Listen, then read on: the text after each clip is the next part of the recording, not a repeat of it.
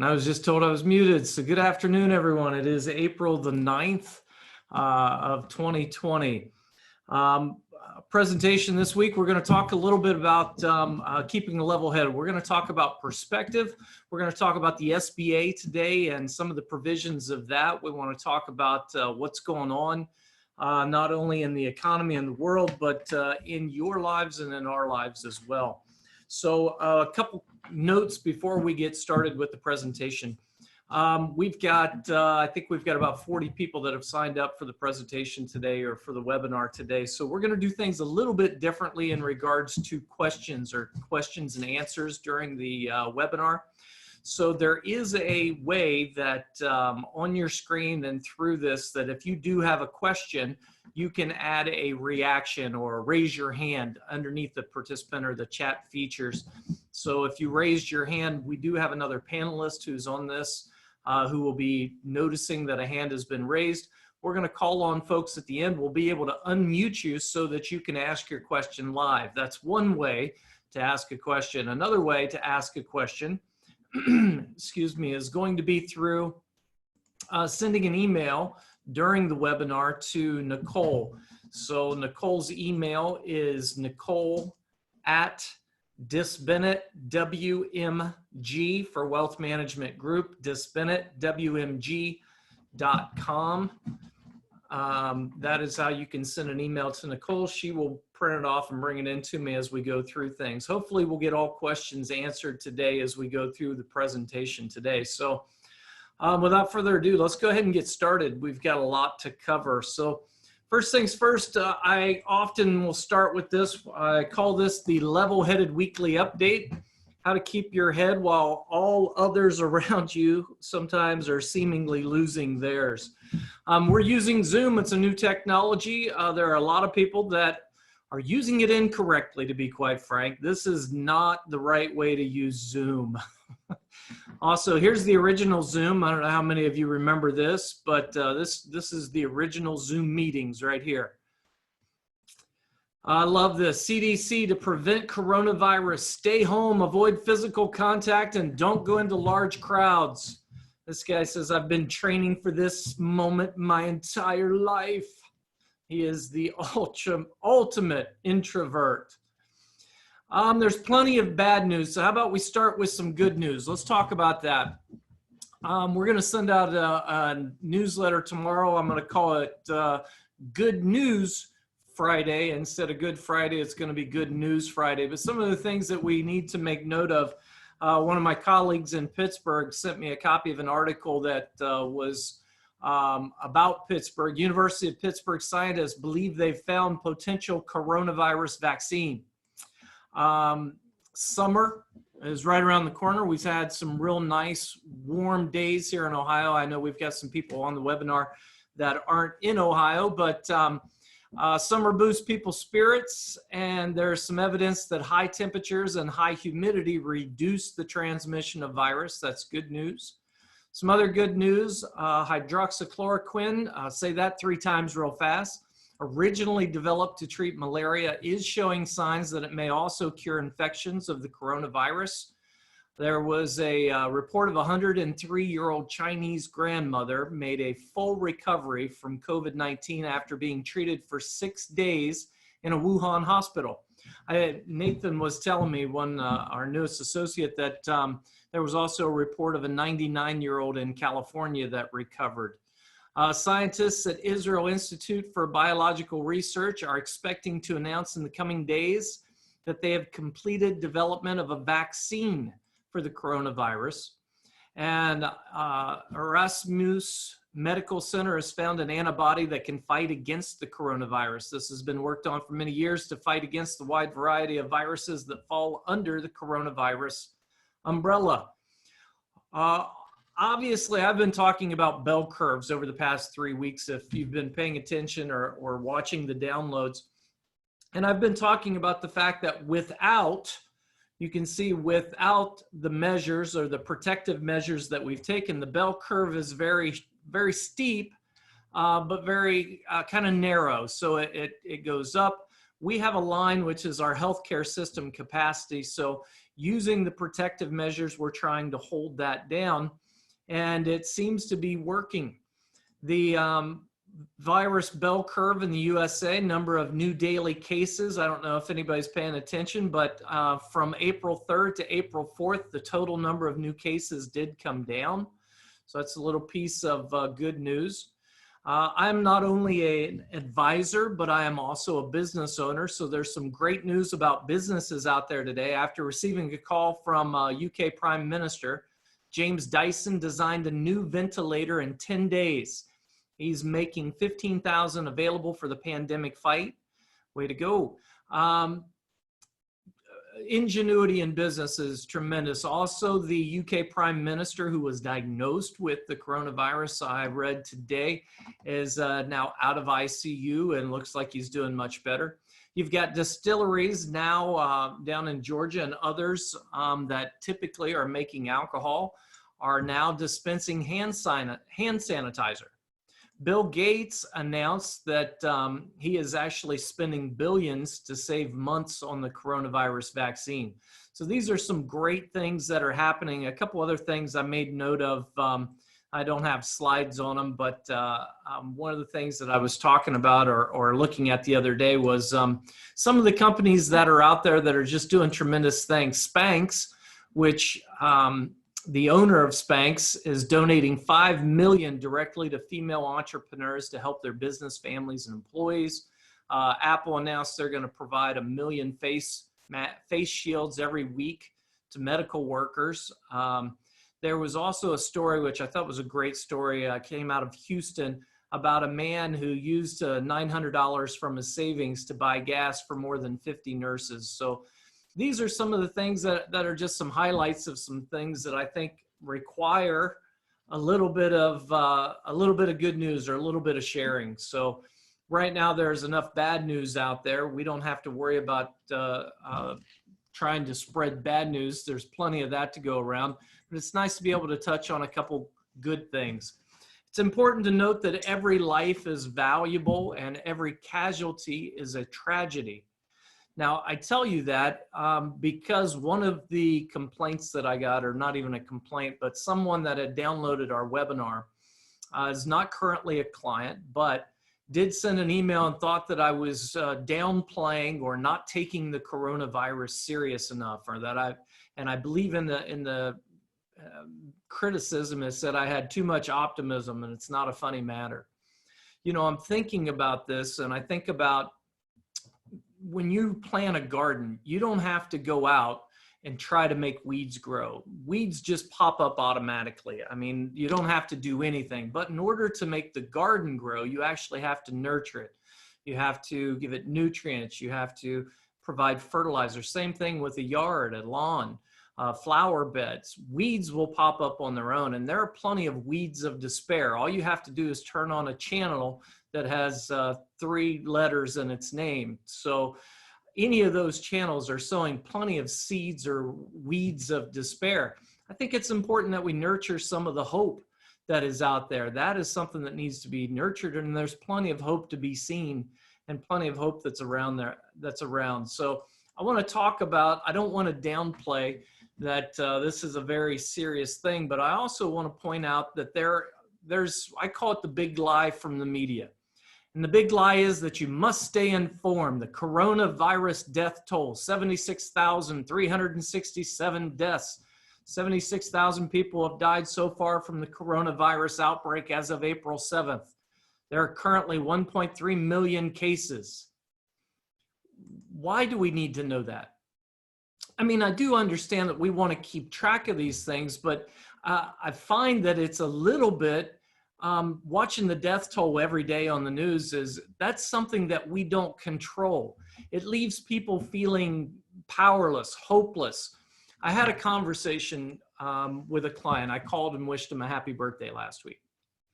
So this week I had to call about something else, and I said, hey, how was your birthday?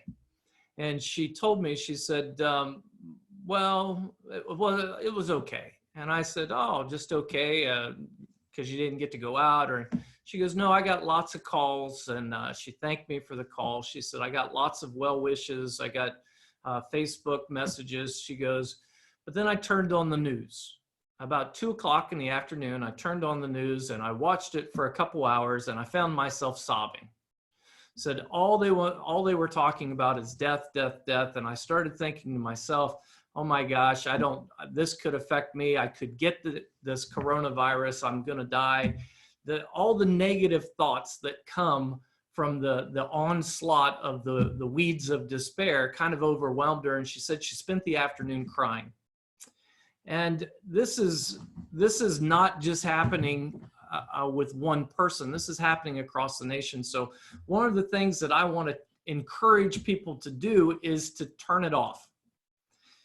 Watching the daily death toll, which is completely out of your control, is not doing you any good at all. And I think, we've got the coronavirus that's happening, but we need to keep things in perspective. So I want to provide some perspective. I'm not downplaying this.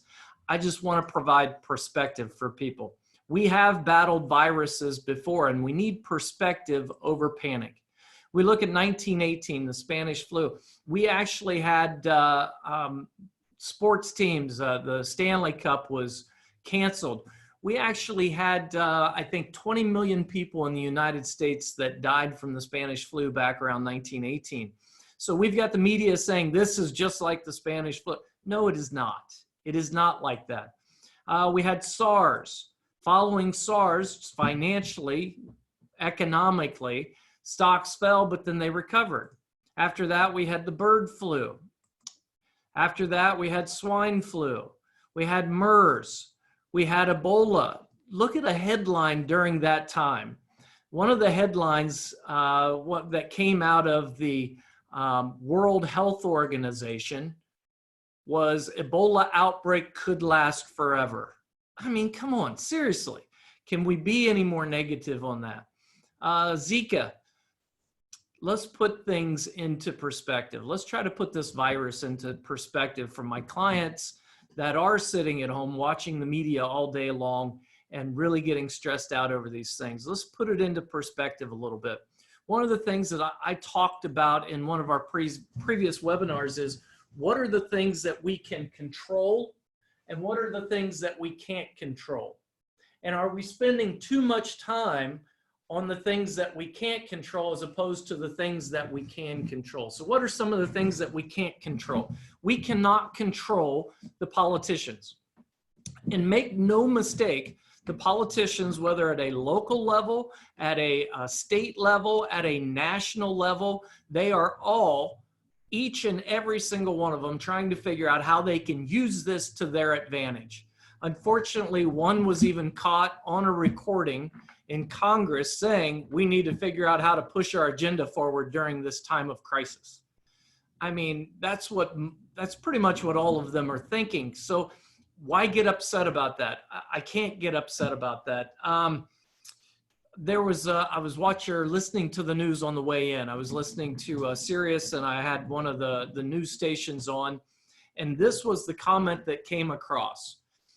We have people that have to stay home and school their kids, and they can't go to work, and now they're fighting with their spouses. This is ridiculous. We got to get them back to work. Just let that soak in for a second. People are forced to be at home with their children and their spouses, and they're fighting, so we got to get them back to work. I mean, come on. Uncontrollables versus I can't control the media. And I'm choosing, I have to stay on top of things for my clients, but I have to stay on it so you don't have to. Turn it off. Now, what are some of the things that you can control? Let's think about the things on that side. So let's use some basics. These are some easy ones. You can control washing your hands well. If you have to go out, make sure you wash your hands. Avoid touching your eyes, nose, mouth with any type of unwashed hands. When you go out, you can use scarves. Cover your coughs, cover your sneezes, clean high-touch surfaces. Practice social distancing for the time being. What are some other things, though, that you can do that I don't even have here on the slide? Well, let me point out a couple. One is, it is important to know that there are some things that lower your immune system. Depression, anxiety, stress, these are all things that can help to lower your immune system. Not getting enough rest, Alcohol, drinking too much alcohol. One of the things that I want to encourage you to do is the one thing that you have complete and total control over is your own attitude. So have an attitude of gratitude. Think about as you're sitting at the dinner table of an evening, when you're talking to your spouse or your children or parents or whomever, even on phone conversations, shift the dynamic of the conversation with one phrase. Hey, what was your best thing from today? People are very quick to think about all the negative things. They can, hey, what happened today? Oh my gosh, the death toll's up, or I watched and somebody's sick. Hey, what was your best thing from today? It shifts the paradigm right away. And I think that we need to start sowing more seeds of hope and gratitude and thankfulness. And that's one way that you can do it. So I'm going to challenge all of you to sow the seeds of hope and just ask a simple question. What was your best thing from today? And find best things. Enjoy your family. Be thankful for the things that you have in your life. Be thankful for the people that you have in your life. Think about what you're putting in your body. You have control over that. What is your diet like? Are you eating foods that help boost your metabolism? Are you eating foods that are going to help you in regards to your immune system? Or are you feeding your body junk? Are you exercising? Are you trying to get out and get outside and walk and be safe and smart when you do it? But it's so important to control the controllables. So I'm really going to emphasize that during our time together here. You want to control the controllables. Now, a couple things. I want to put some things into perspective, especially for my client that was sobbing last week because of what's going on. So let's put things in perspective. Of the number of virus cases per 100,000 in the United States is about 100 people.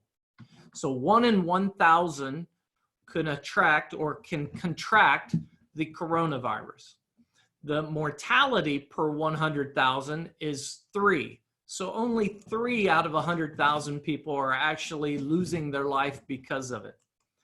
When you think about, now I'm not trying to downplay it, but when you think about comparing casualties in the United States, as of right now, as of yesterday, we have lost 14,788 people to the coronavirus. That's to date. Every year we lose 55,000, somewhere around 55,000 to the flu. We lose somewhere around 120 to Alzheimer's. We lose somewhere around 600 to cancer. We lose 647,000 on average each year from heart disease. You are more likely to die of a heart attack stressing over the coronavirus than to actually die from the coronavirus. Now, the virus casualties in the United States, 2.86, which means out of the folks that get it, 97% are able to recover from it. 2.86. Now, the global mortality is a little higher. It's 5.46. Now, I'm going to pause here because I don't want anybody who's watching that's not a client that doesn't know me to think that I'm downplaying this or that I don't think that this pandemic is serious. I know exactly how serious it is. But I also know that we lose 1.6 million people a year to automobile accidents. I also know that every night when I would watch the news prior to the pandemic, there was not a death count on the screen of how many people we lost that day to automobile accidents. I also know that in order to avoid people dying from automobile accidents, the government did not come in and say nobody can drive. There are bad things that are going to happen. I understand that. And I'm encouraging all of you to be very safe and to take necessary precautions. But if you're sitting on the couch watching TV all day long, all you are doing is feeding the beast of depression, anxiety, and stress, and you got to stop. You need to focus on the things that you can control and not the things that you can't.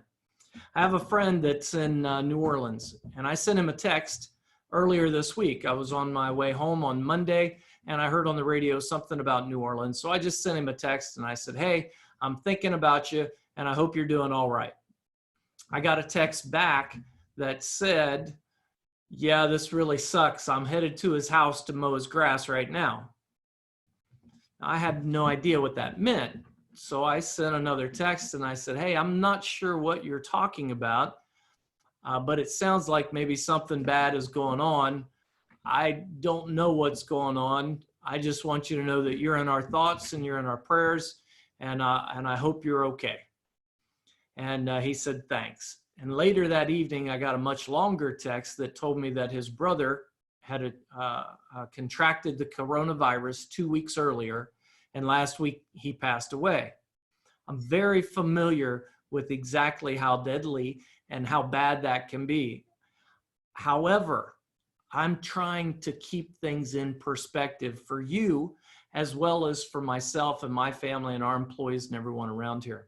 You have to take special precautions. I know of people that have died from heart disease. I know of people that have died from cancer. I know people that have died from car accidents. I now know of someone who has died from the coronavirus. I know there are cases that are locally, nationally. I mean, it's around the world. But I also know that we have had over 350,000 people recover from the coronavirus as well. So I'm going to choose to focus on the positives and not just the negatives. And I think you should too. So I've had conversations with people about, how are you protecting your money? We have been prepared for this. The reality for us is that the S&P index during previous virus outbreaks, after they've gone down, you can tell the markets have gone back up. We've tracked this. I talked about this in one of our previous webinars. But if we track this over history, we know that these are more short-term as opposed to economic downturns. We can look at the market reactions during virus emergencies. We can look at what the headlines are. We can look at a history of the recovery. One of the things that I've had people bring to my attention is, oh my gosh, we've had 3 of the worst days in the S&P in history during this coronavirus. And I said, well, you're right, but we have also had 2 of the best days in the S&P history during this coronavirus.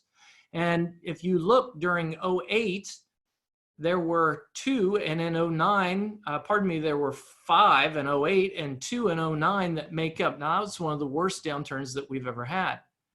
So I think it's important for us to keep in perspective. The good news is that we were prepared for this. We've planned for this. So I'm not as concerned because we've got you in a place that we know what your long-term plan is, and we know that we're going to be okay on the other side of this. Size of decline, you can see that with a 20% or more down turn in the markets, that happens about every 6 years. Actually happened in December of 2018. Now I want to talk a little bit about bell curves. So we've talked about these before, but we have suppressed the bell curve. So meaning that with the containment policies that we've put in place, we're holding down how quickly it peaks. But what that is also going to do on the backside is that's going to stretch out the recession, which means it's going to last a little bit longer. So that is important for people to know, because I got to share this with you. Bear with me, I'm going to go off script here just a little bit. But I think there's actually going to be 2 curves that we're going to need to be aware of during this time. The first curve is, of course, the virus curve. And our virus curve is something like this. So with our measures, our virus curve is going to be something like this. Now, some of the good news is that the prediction is we may peak at the end of our midweek next week, could be the peak, and the numbers can start coming down consistently. I don't know if that holds true or not. We'll have to wait and see. But this is going to be the bell curve of the virus. And everybody's talking about this bell curve, and we need to get to the other side of this bell curve. Unfortunately, I think there's going to be a second bell curve when it comes to planning that we have to think about.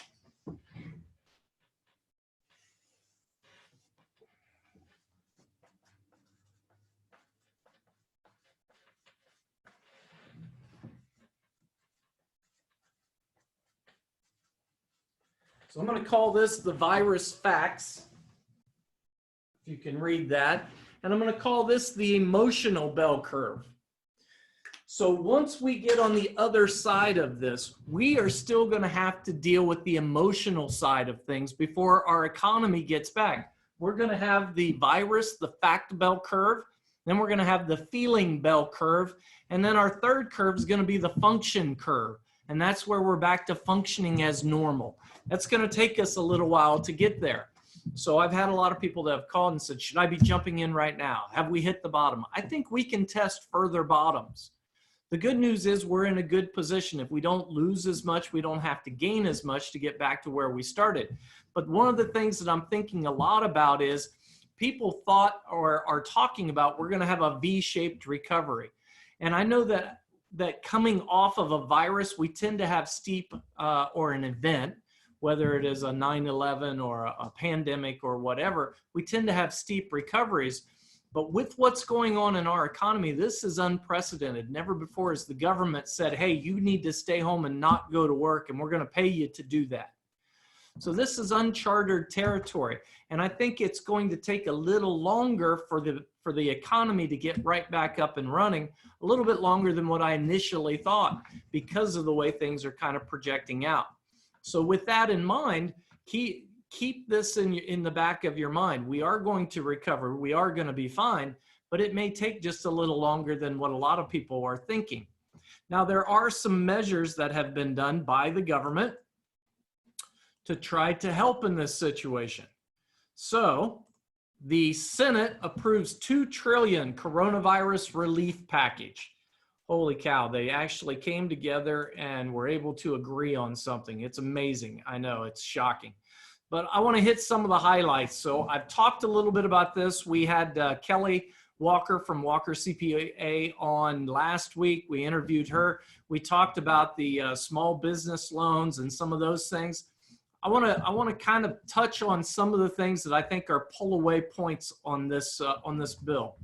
So April 15th will not be a day of infamy for those owing federal income taxes this year. The tax filing date has officially been moved to July 15th for those individuals and entities who are required to file returns and pay their taxes by April 15th. So they get a valid extension to July 15th, no penalty, no harm, no foul. If they decide they want to extend their taxes, or if you wanted to extend your taxes, you can not go past October 15th. They have not changed that date. So now when it comes to some tax planning, if a tax planner's already filed and scheduled a payment for April 15th, they may need to manually change the payment schedule, or the payment will be processed on the originally scheduled date. So not a lot of time to move on this between now and April 15th. If you haven't filed your return, that's okay. You don't have to until July 15th.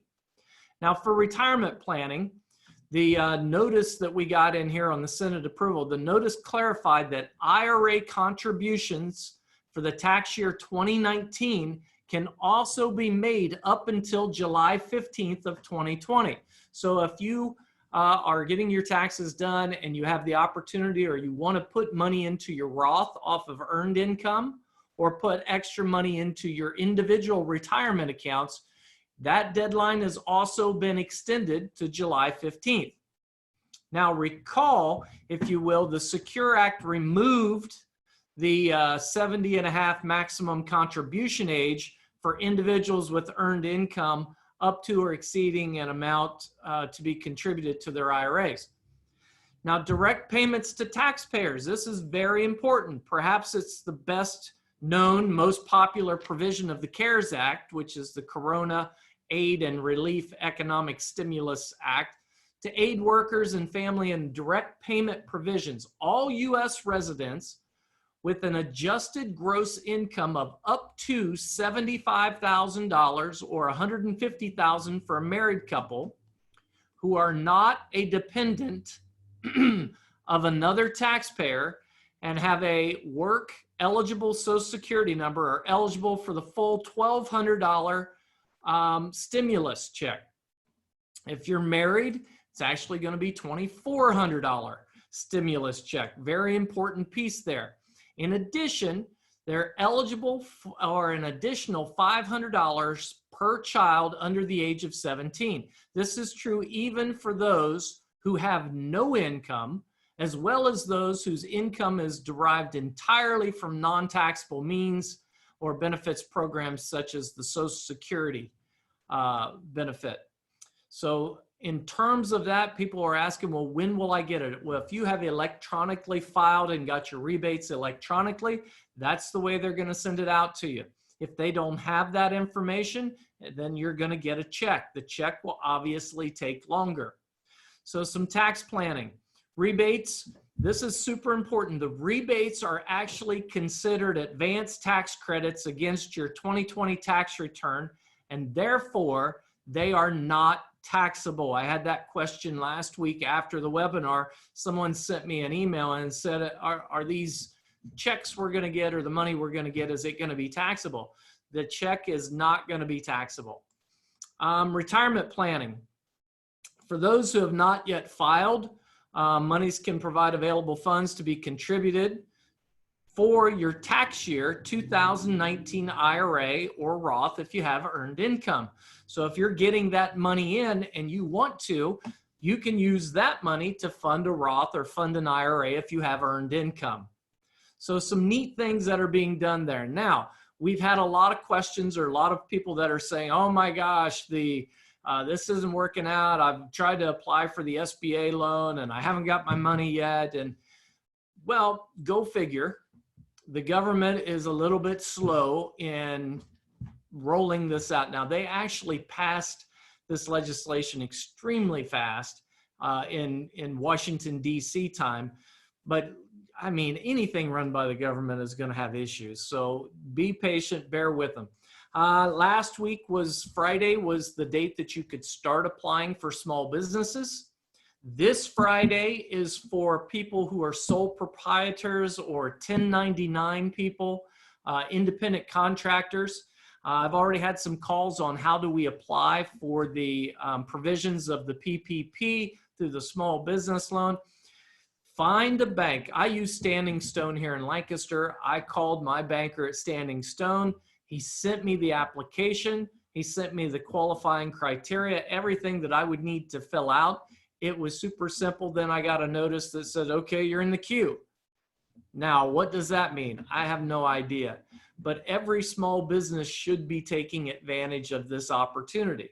Why? Because you're going to pay for it in the long run. That's the truth of the matter. So keep that in mind. Let's keep going here. Bear with me, technical. Now, some things in life have changed. I love this. Like a good neighbor, stay over there. You can see why I don't get paid to sing either. This is the originator of social distancing.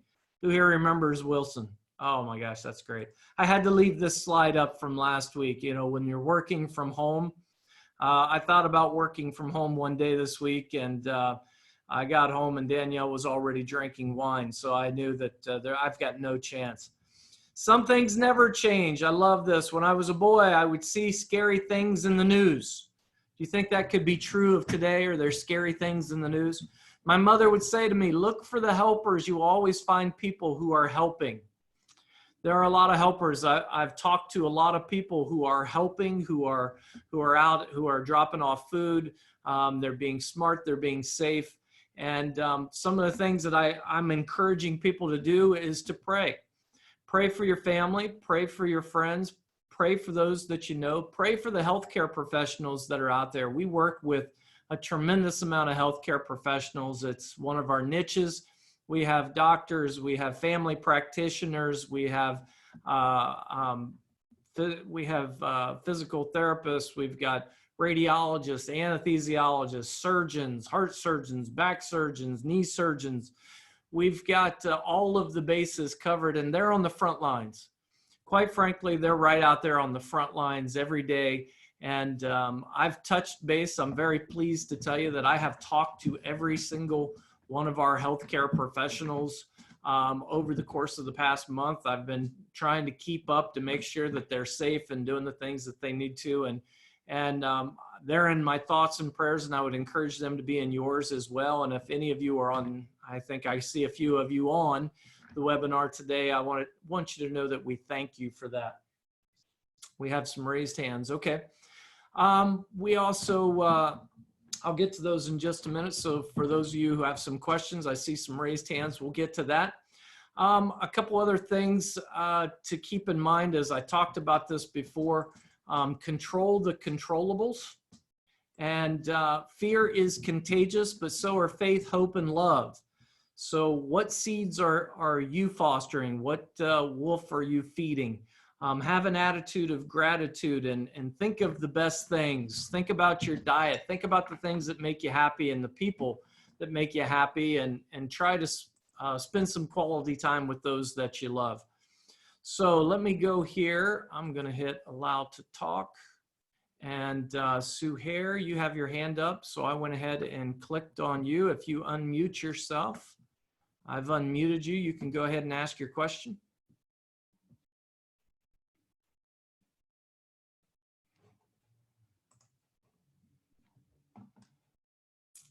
And in the meantime, I have, okay, I see that. Yes, and I have pharmacists also.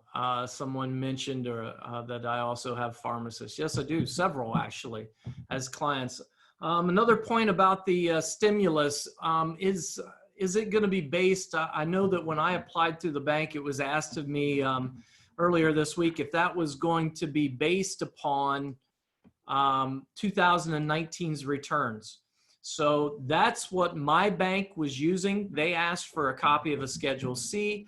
I've talked to some other folks who are clients who are business owners. They looked at 2019's tax returns to come up for the equation. That was the easiest way for them to do it.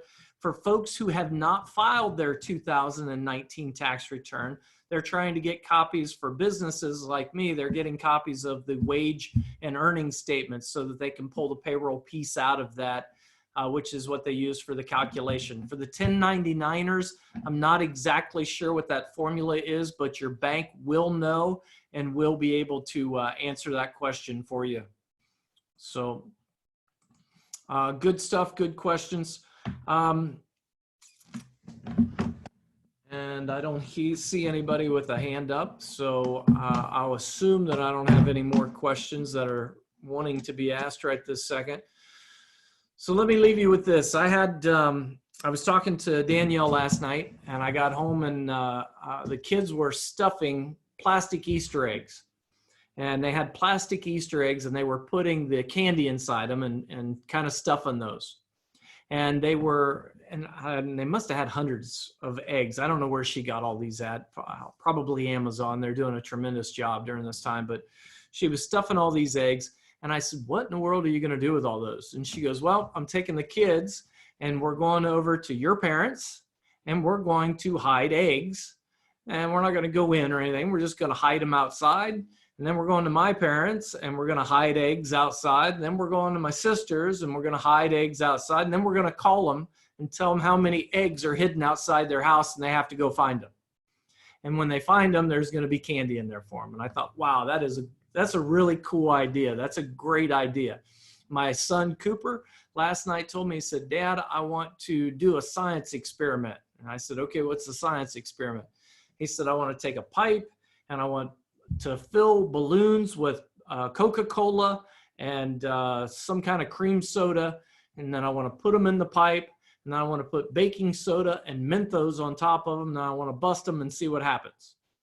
And I said, well, that sounds like that could be pretty messy, but it also sounds like it could be a lot of fun. So this weekend, we're going to be doing an experiment. I'm going to try to tape that, and maybe I'll show that in next week's video.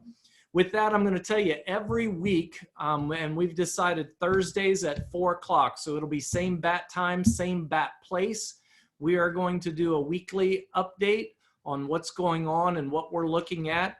And because the information is changing daily in regards to the CARES Act and the stimulus and all of those things. So we want to make sure that you're staying up to date on all those things that are going on. Now, if for any reason you are unable to attend any of these webinars, I'm going to show you what you can do here.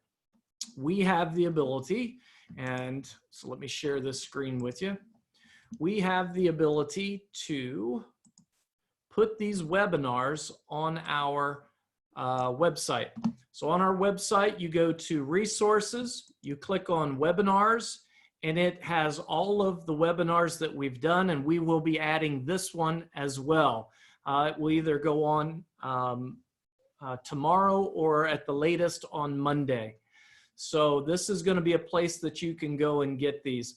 One of the questions that I had asked to me last week after a webinar, I got several emails, and some people were reaching out and they said, oh my gosh, I want to get a hold of Kelly because she's doing some really cool things for her clients, and how do I get a hold of her?